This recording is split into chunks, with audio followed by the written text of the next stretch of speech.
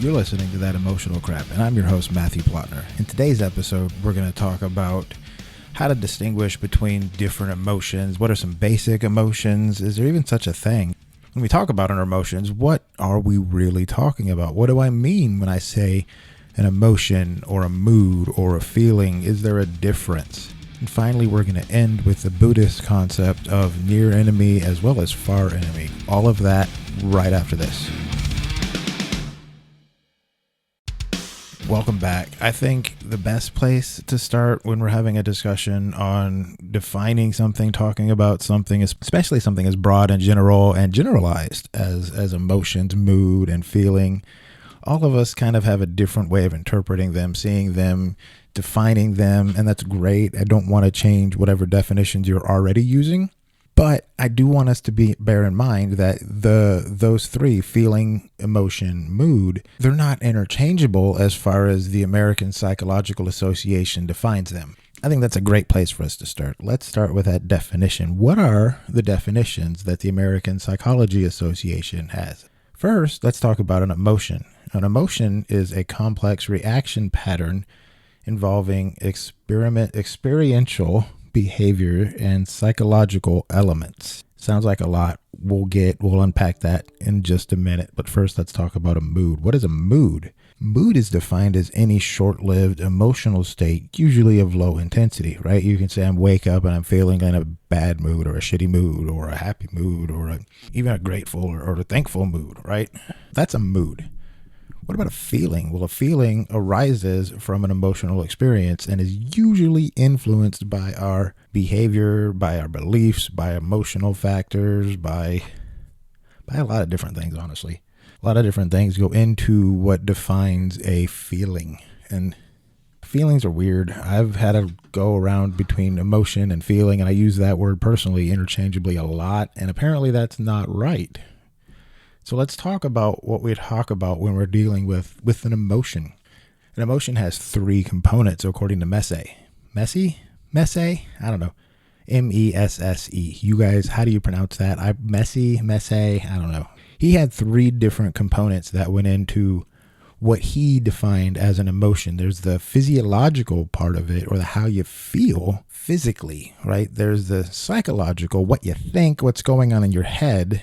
And then there's the behavioral aspect of our emotion or our action, what we do when we have that emotion, right? So there's the physiological, or what you feel, how you're reacting to it, what your body's doing. The psychological, right? Physiological, psychological, those two words I mess up all the time. Psychological is what you're thinking about that situation. And finally, your behavior, what you're doing, your actions, that kind of thing. I don't know if you guys have seen the movie Inside Out. When that came out, my kids were about the right age. They loved it. And there's a lot of truth in how they show and distinguish and talk about the emotions. I think in the movie there was only 5, but Paul Ekman in the early 90s, he had 6. So he had fear, anger, happiness, sadness, disgust, and surprise, oddly enough. And if you've like me and you've listened to the Brene Brown books a little bit, you'll find that she doesn't really, I don't think, I could be wrong. I don't hear her saying surprise is so much of an emotion as a state. And there's a difference. An emotion is a idea, and a state is something that exists. If I remember right, don't quote me on this. I'm still kind of studying a lot of her stuff, but a state is a short-lived experience. So surprise to me seems kind of that, because it's defined as a very short-lived emotion. So I'm kind of surprised to see that one in there. Pun intended. Well, in the late 90s, 1999, from what I can find, he added 6 more emotions to that list. So he added embarrassment, excitement, contempt, shame, pride, satisfaction, and amusement. We have also found that memories related to happiness are more easily recalled than negative ones, which is that makes sense. I think most of us, if you look back at your childhood, at any time in your life, you probably have an easier time recalling the good memories versus the bad.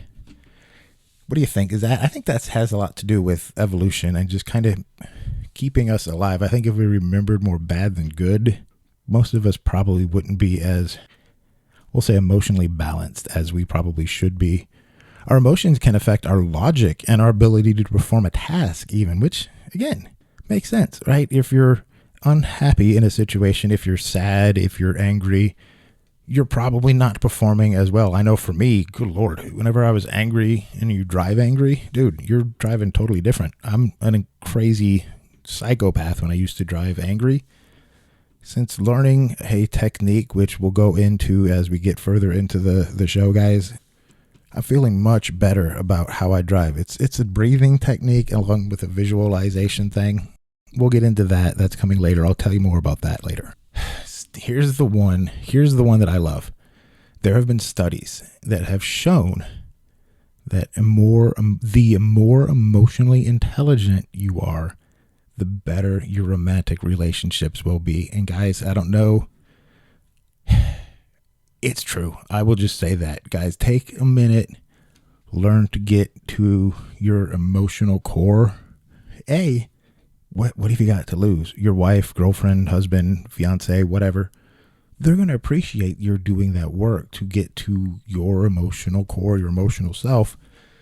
So not only is there that aspect of a better romantic relationship, there's also you understanding you and what makes you tick. And I'll be honest, once you understand what makes you tick, the world opens up to you because now you kind of know what to ask for. Because our culture can shape how we experience and how we feel our feelings and how we have what emotional goals we have for ourselves, right? So we got to be conscious of all this. Now, why don't we get to identifying? How do you identify your emotions? Let's start with taking an emotional temperature. We should ask ourselves, what am I feeling right now? What am I aware of right now? What feeling am I aware of right now? There might be more than one.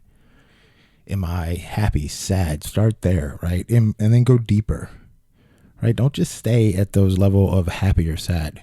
What is your most prominent feeling? Get below that. Don't just be fine, right? Am I hurt? Okay. Am I forlorn? Am I heartbroken? Am I melancholic? Am I depressed? What am I? Get to the core of that feeling. Get below surface level, happy, sad, fine, okay, right? That's, well, great to start with. It's not where we want to go to, right? And don't be afraid to talk painful ones, pleasurable feelings, any feeling, right? Those are all important. Whether you're happy or sad is irrelevant. It's not important at the end of the day what that emotion is. Right now, we just want to identify that emotion. Next, let's identify our stressors. Ask ourselves, what is triggering that feeling? What am I doing right now? What is going on around me? What am I thinking? What is going on that's causing me to feel the way I'm feeling? So guys, I've been doing a lot of mind training. It's a lot of really cool Buddhist ideas around mind training. And one of them it talks about is it says 3 times both day and night, take your mind and examine it. Examine your emotions. Look into them. And on that note, guys, I want to end with near enemy and far enemy. These are emotions that will mirror or could even be opposites of I like to call them desired emotions, the emotions that we want to feel, right? Let's start with love. We all want love. We all aspire to have love. And the Buddhists recognize the near enemy, the one that can mimic love as attachment, because we can kind of confuse the two, right? When you love somebody and you have an attachment to somebody, they feel very similar. However, I think we all know the opposite, the far enemy, resentment, hatred, not going to feel the same. And those are the ones we're wanting to avoid, right? Obviously, the far enemy is the one we want to kind of avoid. And the near enemy too, we want to examine, right? Hope. What is the near enemy of hope? Would be excessive optimism, which seems good, right? I'm always on the good side of things. I'm never hopeless or depressed, which would be our far enemy, right? I'm always looking to the good side. But what happens when we are excessive optimists? We fail to see what could be right in front of us. So hope, while good, needs to have a balance. The next one I want to talk about is wisdom. Wisdom is searching for idea, knowledge, understanding. Intellectual. I can't talk, you guys. Intellectualism is the near enemy of that. Sounds similar, but that's just seeking information for information's sake, guys. We want to stay away from that, as well as kindness. The near enemy to kindness is no boundaries. Far enemy would be mean-spirited. Acceptance, its near enemy would be positivity. With resignation is a near enemy to that as well. I did not know that. Sorry, guys. I'm reading some of these as I haven't gone through them all, obviously, because there's a ton of them. But I'm reading some of them kind of as I'm going through this. And I would have never guessed resignation was a near enemy to acceptance. But I guess that makes sense, because if you're fighting to be accepting of things in your life, you don't want to be resigned to them. You want to be accepting, which is different. Resigned means no matter what it is, you're okay. Acceptance means, to me anyway, acceptance means that I don't necessarily like my situation. I'm fighting to make it better, but I know what it is and I can be okay with it. So we've got compassion, which would be a near enemy for pity. Creativity, near enemy is procrastination. That's interesting. Near enemy for creativity is procrastination. Why do you suppose that is, guys? In the comments below, what is it about procrastination that causes us to feel creative, but to not actually be driving towards creativity? That's weird. I haven't thought about that one, but that makes sense. Anyway, so sorry, guys, I'm rambling on. So let's end today with a call to action. I want everybody to, at least one time a day, if not more than once a day, take a note in your app and on a phone. We've all got a notes-taking app in our phone. Take a minute every day, 2 or 3 times a day if you can, and just note how you're feeling. What is it you're feeling? Go deeper than happy or sad, guys. Come on, we got more on us than that. I'll post a link to a list. It's the Marshall Rosenberg list for nonviolent communication on feelings and emotions. I think he calls them feelings.